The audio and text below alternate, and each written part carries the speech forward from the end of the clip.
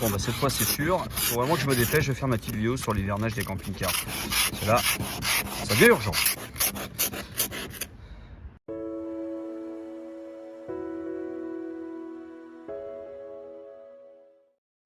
Et bonjour les amis, et ben ça y est, c'est parti, on va la faire, cette vidéo sur l'hivernage, parce que ce matin j'ai gratté un petit peu la voiture, j'ai vu que ça commence à devenir tout petit peu tendu, que ça commence à piquer, vous voyez, j'ai mis l'équipement, on a tout bâché, et on va regarder ensemble quels sont les bons réflexes pour que votre camping-car passe l'hiver au chaud, et surtout qu'il passe l'hiver correctement, de manière à pouvoir repartir au printemps dans les meilleures conditions. Donc on y va, on va faire quelques petits gros plans sur l'eau, sur la ventilation, sur les batteries, on y va. Bon les amis, j'ai reçu ce beau Rapido, parce que vous savez qu'on est concessionnaire de la marque Rapido. Et ça c'est une très bonne nouvelle pour tout le monde, parce que c'est une excellente marque, une très belle marque. Et ben j'ai reçu ce beau C50 de chez Rapido. Et ben écoutez, on va s'en servir pour regarder un petit peu déjà qu'est-ce qu'il faut faire au niveau des eaux, parce que vous aurez bien compris que l'hivernage, le gros morceau de l'hivernage, c'est toutes les eaux stagnantes qui pourraient rester dans votre véhicule, qu'il va falloir chasser le plus rapidement possible. Évidemment, la première chose à faire, et c'est bien normal, il va falloir vider toutes les eaux, toutes les eaux qui vont rester dans votre réservoir d'eau usée. Il faut vraiment éliminer tous les fluides de votre camping-car. Donc on va actionner, voilà, et on va laisser s'écouler les eaux usées. Mais ça, de toute manière, vous le faites régulièrement. Enfin, j'espère pour vous. Normalement, autrement, les odeurs vont remonter, ça va pas être très agréable. Mais là, en tout cas, c'est primordial pour le gel. Donc là, on a notre réservoir d'eau usée qui est en train de se vider. On est en train donc de vider toutes les eaux usées du véhicule. Il faut plus qu'une goutte d'eau reste présente dans le véhicule. Donc là on commence par les eaux usées, mais il va falloir également regarder du côté des eaux propres et aussi du ballon d'eau chaude. Et oui, c'est du boiler, ça va dépendre de la configuration de votre véhicule. Allez, on va rentrer à l'intérieur de ce beau petit Rapido. Donc généralement, on a une sécurité anti-gel concernant le ballon d'eau chaude. Alors là, sur celui-ci, il est sous le lit, hein, mais on peut le trouver également dans la soute. On peut le trouver souvent sous les sièges banquettes à l'arrière. C'est bien souvent là. Ce que je vous conseille, le plus simple, c'est de repérer votre sortie de chauffage, et généralement elle se trouve juste derrière. Donc ça va vous donner une indication sur l'emplacement à l'intérieur du véhicule pour trouver votre sécurité anti-gel. Donc là j'ai repéré que c'était à ce niveau, je monte le lit, ça me fait un bel indice, je vois que j'ai une trappe technique, deuxième indice, je soulève et bingo, là je vais trouver ma sécurité anti-gel et également des vannes pour vider les eaux courantes à l'intérieur du système du véhicule lui-même. Donc qu'est-ce qu'on va faire? On va lever déjà ces vannes direction le sol pour vider tout ça au sol, et ça donc normalement on le tourne, il y a un bouton qui va tourner derrière et ça va vider directement les 12 litres sous le véhicule, parce que vous voyez quand il est fermé c'est la perpendiculaire avec un bouton ici qui est appuyé, mais dès que normalement il est automatique, hein. D'ailleurs j'ai fait une vidéo, je vous mets une fiche qui apparaît à l'écran ou à droite. Mais dès qu'on passe sous les 5 degrés, il y a ça qui tourne, le bouton qui saute et ça vidange toutes les eaux. C'est automatique, ça marche même sans la batterie. C'est une question de froid et de chaud, de compression, de dilatation d'un gaz qui est à l'intérieur. Donc là, j'ai déclenché, oui c'est déclenché tout seul, mais vous pouvez très bien le faire manuellement, la sécurité anti-gel de mon ballon d'eau chaude Truma, qui est juste là, un combi Truma qui fonctionne au gasoil en plus, vous voyez. Et juste à côté, on a les batteries cellules. Les batteries cellules, ça on va y revenir tout à l'heure par rapport à l'électricité, mais pour l'instant on va quand même finir les eaux, parce que c'est quand même un peu vraiment le gros morceau de l'hivernage. On va venir au niveau, voilà, du panneau comme ça, on va allumer la pompe à eau et on va faire s'écouler toutes les eaux dans le camping-car. Moi, c'est ce que je fais en général, je mets la pompe à eau, j'ouvre tous mes mitigeurs jusqu'à ce qu'il n'y ait plus d'eau. Alors toutes les eaux propres vont couler et s'écouler par la vidange après que j'ai laissé ouvert à l'extérieur. Donc j'oublie aucun mitigeur, je fais également la salle de bain. Quoi qu'il en soit, il faut tous les ouvrir. Vous laissez vos mitigeurs ouverts.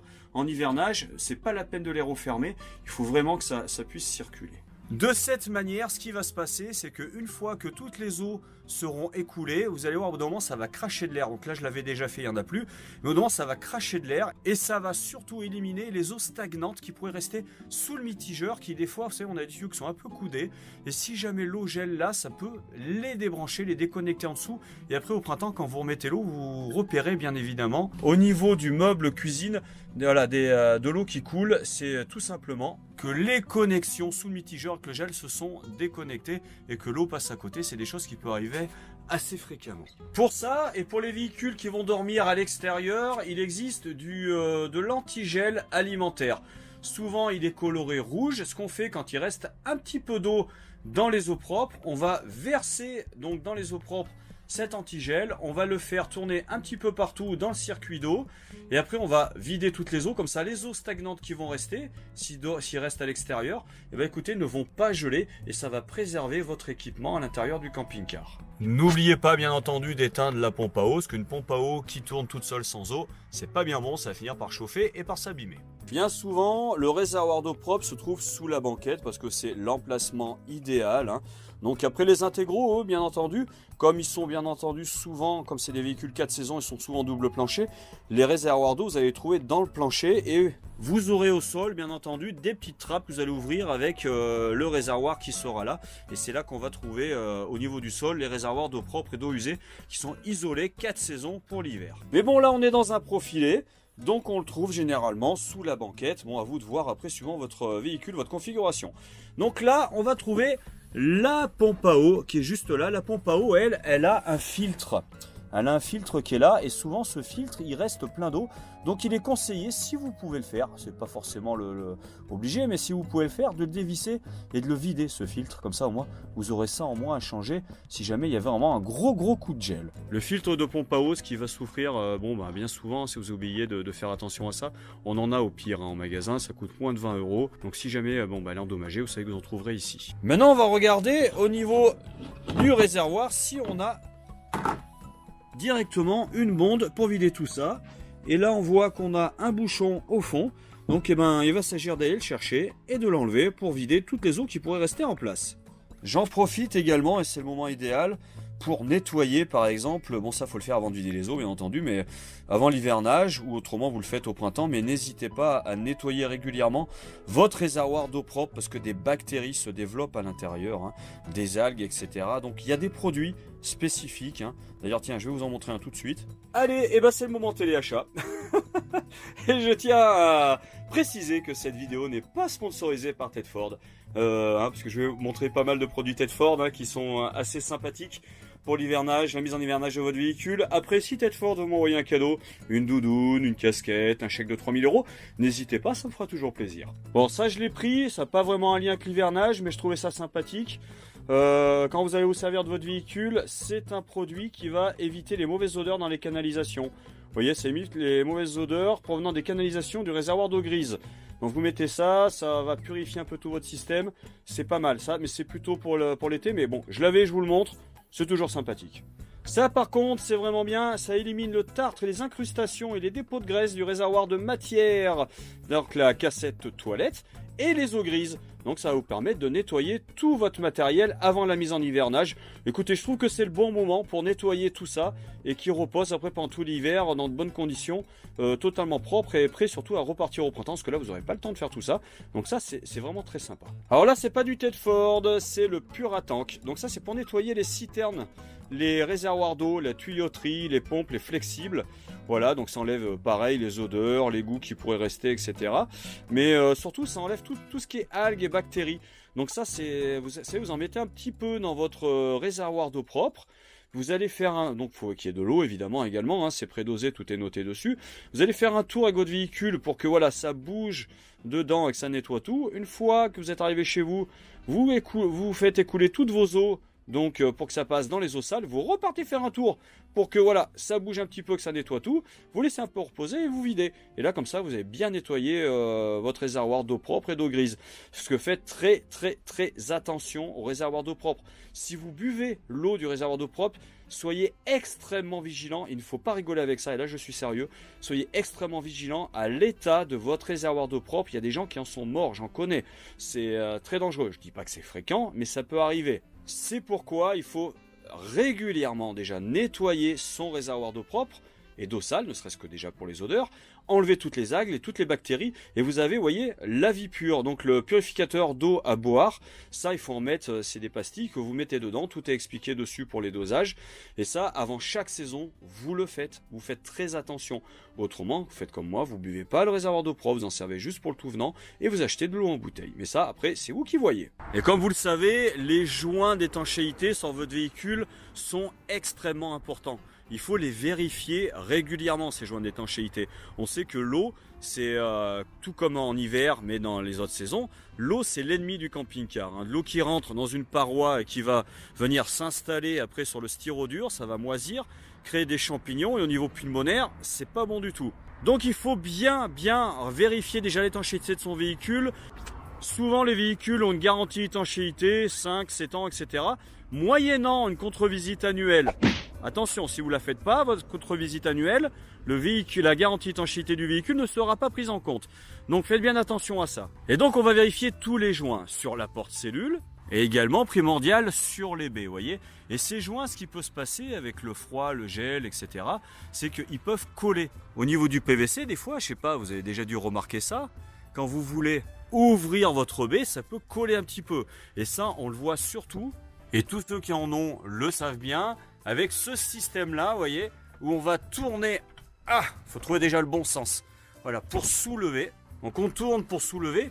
Et bien souvent, vous savez, c'est tout collé là. Il faut appuyer un petit peu dessus pour l'aider. Donc ça veut dire que le joint a collé sur le PVC de la baie et qu'il est déjà en train de s'abîmer. Donc il faut les entretenir, ces joints. C'est très important. Et pour ça, Tedford nous propose, vous voyez, une bombe de silicone lubrifiant.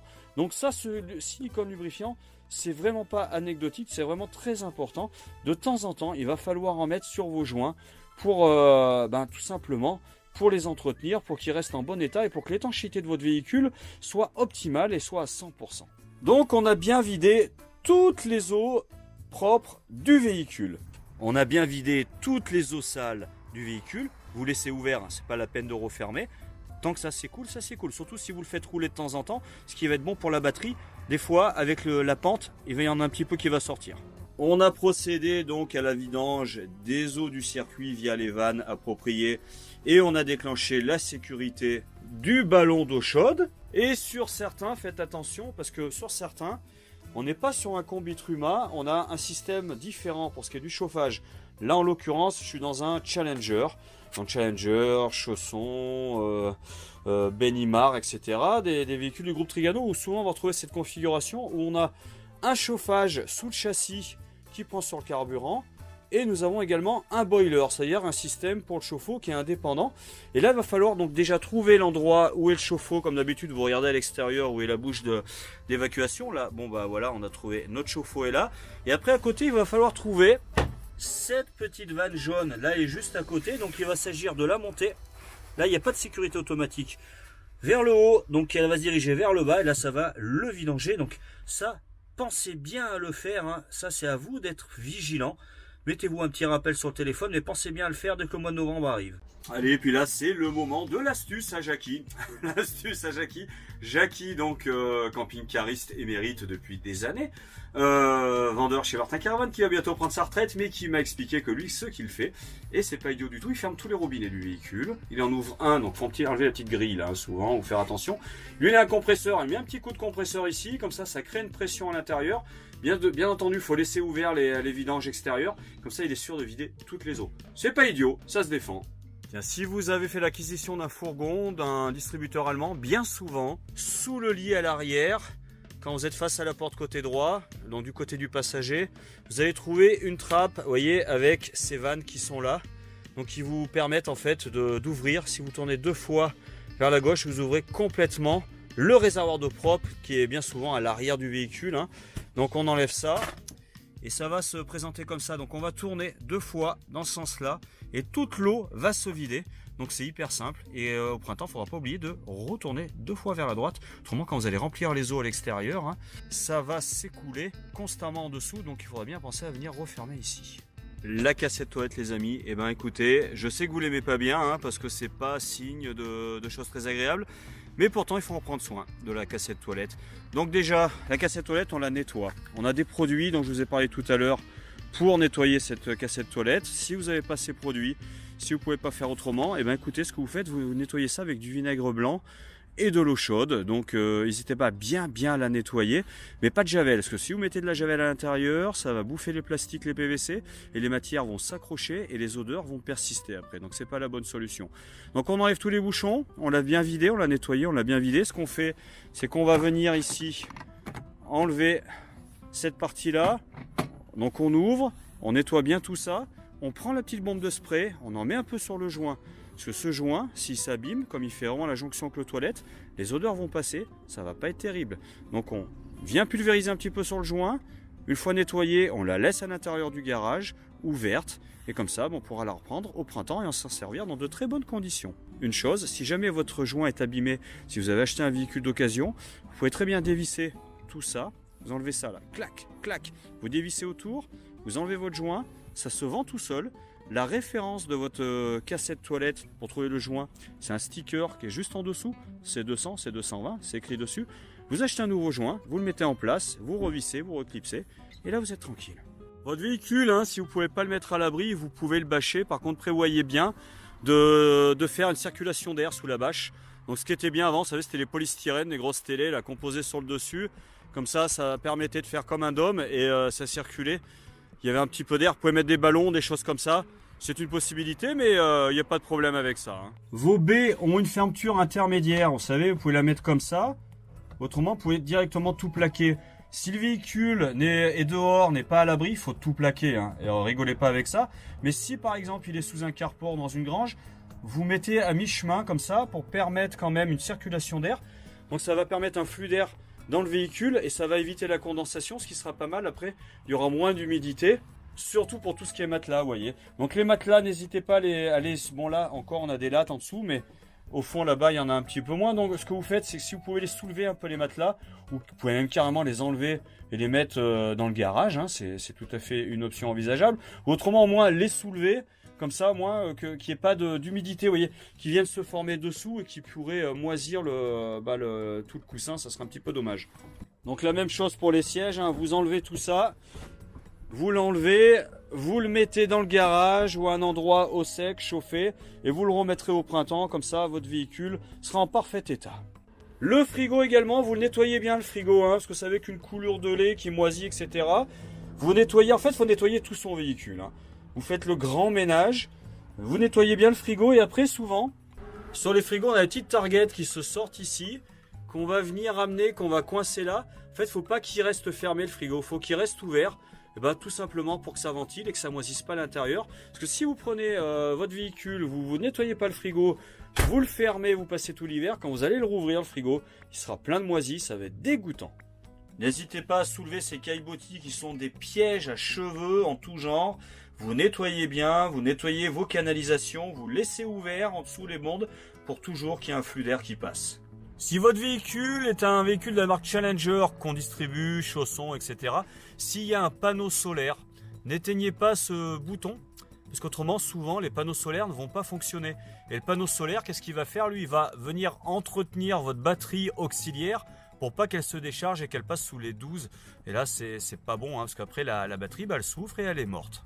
Vos batteries auxiliaires, donc les batteries pour la partie habitation, la partie arrière du véhicule, il va falloir les entretenir. C'est-à-dire que si le véhicule est chez vous, idéalement, il faudrait brancher le véhicule au moins, allez, on va dire 2 jours par mois, ça serait parfait.